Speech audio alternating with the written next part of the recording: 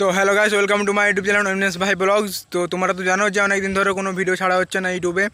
তো তাই আজকে আমরা চলে এসেছি একটা নিউ ধামাকাদার ভিডিও নিয়ে। তো আজকে এসেছি কুন্দ্রিশোলে। তো কুন্দ্রিশোলে সরস্বতী পূজা বিসর্জন উপলক্ষে রাহুল সাউন্ডকে নিয়ে আসা হয়েছে। তো রাহুল সাউন্ড কেমন বাজছে অবশ্যই কমেন্ট করে জানাবেন। তো চলুন তাহলে সেখানে যা যাক, সেখানে গিয়ে কথা হচ্ছে আপনার সঙ্গে। তো গাই দেখতে পাচ্ছ, তো আমরা চলে এসেছি এখন রাহুল সাউন্ডের সামনে।